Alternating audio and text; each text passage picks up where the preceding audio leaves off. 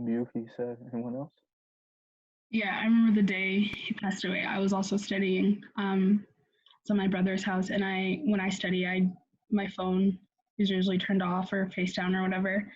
Um, and then it just started blowing up, and I was like, "What is this?" And it was my friend texting me over and over how sorry she was that Kobe had passed away, because she knew I was a huge fan, and like I feel like I was like I was a big fan, but like for my Kobe is indirectly the reason that I played basketball.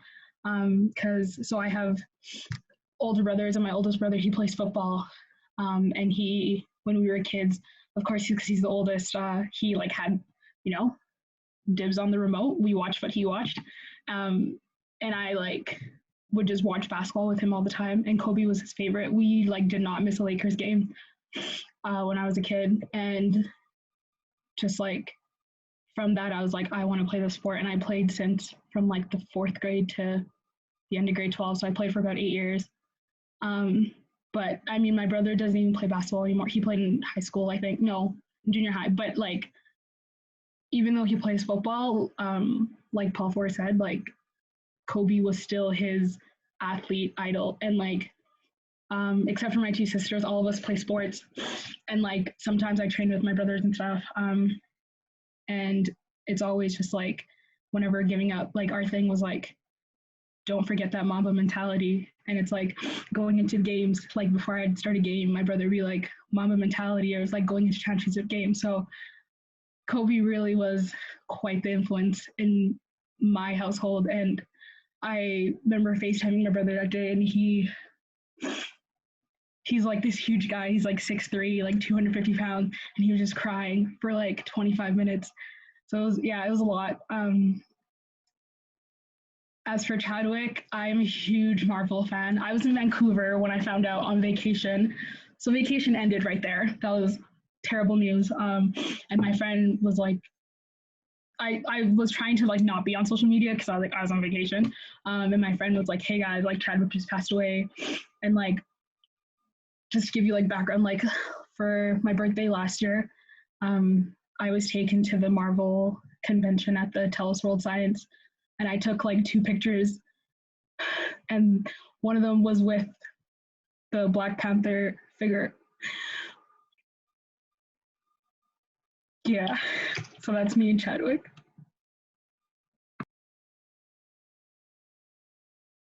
Can I just say something real quick? I know this is a very tough question, and I really thank you guys for really opening it up. Yeah, this is very very tough, and thank you again. Thank you, Olga. Thank you, Miles. Thank you, Reezy. Thank you, everybody for just sharing your stories. For whoever wants to go next. For me, with Kobe, I know that I I was sleeping, and I woke up to my brother come into my room, right? And the first thing he comes in, he's kind of like, I can tell like when something's up. I'm like, yo, what's going on? I'm thinking it's something about a test because Madams is in this, feels about exams and stuff. And he comes to me and he's crying and he's like, Kobe Bryant just passed. I'm like, stop messing around with that. Just get out of my room. I think he's playing, right? I just woke up. I'm just sleeping. And then he's like, I'm not playing. Like, he said, check your phone. And then he leaves my room and I check it. And for the first couple while, like, I just didn't want to do anything pertaining to my schoolwork because I just didn't understand how someone like so revered among the whole world and and what he did and what he was doing could pass, because nothing like that has ever happened to me. Like, I was thinking about like how my parents, like some person in their era who was big for them would pass, but I wouldn't get it. I would know them, but I never grew up with them, if that makes sense. So with Kobe, and being like, man was in tip top shape, there's nothing wrong with him, and then I learned how, right? But it just didn't make sense. I'm like, how? It just, things like, when you question something and it doesn't make sense, you want it to work, but it doesn't work out. it just didn't make sense. And for the longest time, I just still don't understand how someone like that could pass of like that.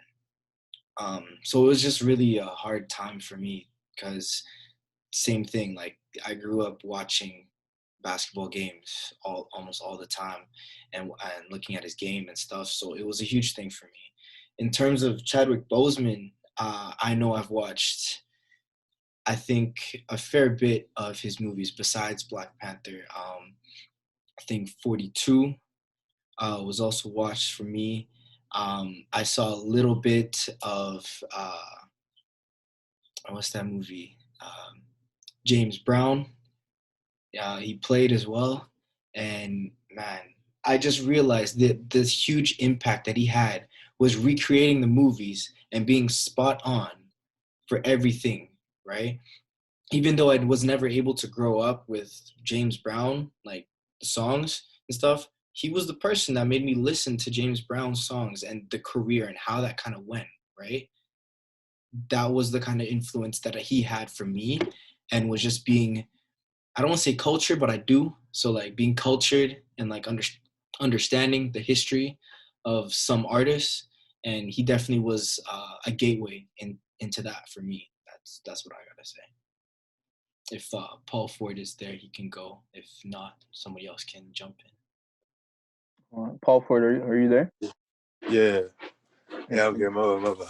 No worries. Yeah, you can go now. So when Kobe died, I was at school. I was at Campus Saint Jean actually. I had a class with Jordan like right before, and then I came downstairs into like the library area, and me and my friend, we just started studying, and then he starts scrolling on Instagram, and then he tells me, "Yo, Kobe's dead."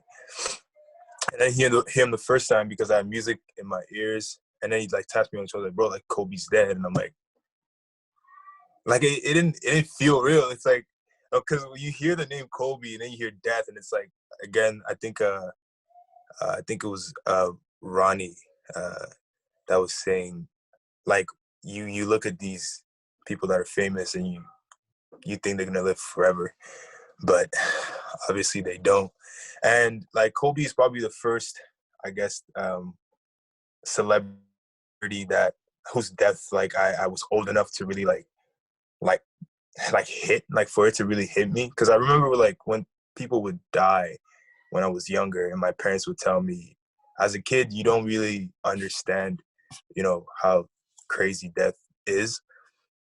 So, like for that to be like to be that age and be like, okay, well, like yo, Kobe's dead, and he's not coming back. Like it's not a joke or anything like that. It hits differently.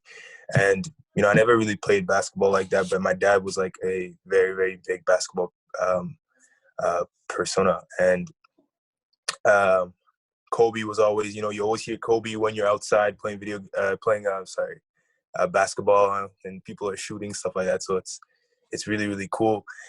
But I didn't really know what he did, like what else he did off the court, stuff like the girls Black Mamba basketball team that he had, the charity stuff that he would do.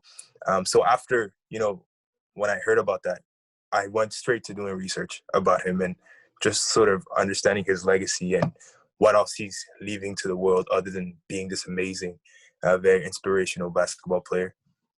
And yeah, like of course, like everybody else said, it didn't feel real, right, for a long time. And even now, it still doesn't feel real or anything. But it is what it is. As for Chadwick, so I think a couple of you guys know, like I'm like an actor, and I love acting, and that's really like my passion. And I've probably watched every single Chadwick Boseman movie like that he's ever been in. And I'm the type, like, I'll watch his movies, and like actors that I like really admire, obviously Denzel, Viola Davis, like all like the big black actors, Samuel L. Jackson. And I'll sit down, I'll have a book or a piece of paper, and I'll start jotting down their techniques. Like that's me. And Chadwick was one of those people, from 42 to Marshall to Get On Up with James Brown, all that, bro. Like that was me. So when I heard that he died, I was at a restaurant. We were at this buffet place with my family, and I opened my text messages, and this girl texts me like, "Oh, like Chadwick's dead." And at first I'm like, "Nah, nah, yo, what type of joke is this?" But like, it's not like it wasn't like it was like one of my close friends that it's like it could be a joke. Maybe he's just trying to joke with me, right? This was like a very serious girl. Like, she was. She wouldn't joke like that with me. So when I go on Instagram and I see like a bunch of posts about it, I just broke down into tears, right? I just completely, like in the whole restaurant, and my mom was looking at me like, "Are you good?" Right? And I'm just in tears. Like, I had never felt like that about any death ever, right? Because I've never really had like a tussle with death from like a family member or anything like that. So that was like, having watched Black Panther and stuff like that, and having studied Chadwick so much, like seeing that he was gone like that and what he was going through just hurt at that moment, and I didn't know what to do. So I just kind of burst into tears right there, and it just felt unreal, unreal. Um, and yeah, like Chadwick for the Black community did something that no other, you know, uh, Black actor has done, in my opinion. Um, he he really like he played the main character of, right, one of the biggest Black superheroes up to date, right? And that to me is why I consider him a pioneer in really pushing Black entertainment into the industry. Black Panther, like an entity, is like the embodiment of Black excellence and Black success, from the whole film, from the wardrobe, from the writing, from like everything about it. And Chadwick was at the helm of that, with obviously the right directors and the writers. But like to have seen him gone like that, it was just, it hurt. And just to end it off, it was really crazy because I had seen an interview where he was talking about these kids that wouldn't be able to watch Black Panther because they had cancer. And it was this interview with Lupita Nyong'o and Michael B. Jordan, and he was just talking about that, how he went to the hospital just before the first screening of the film, and he talked to them. And in the interview, he starts crying and at the pain of them not being able to watch the movie because they're about to die, in a couple of days. And now you think back at a situation, he was literally going through the same thing, and it's just it's mind-boggling. It's so sad. And yeah, like personally, I was just motivated to not take this craft of acting as a joke, right? Take it as what it is, a craft, and focus. Because if he was able to go through that and achieve all those things, right, while still going through everything he's going through, I have no excuses. So, yeah. Wow, that was beautifully said. Thank you, Paul, for it.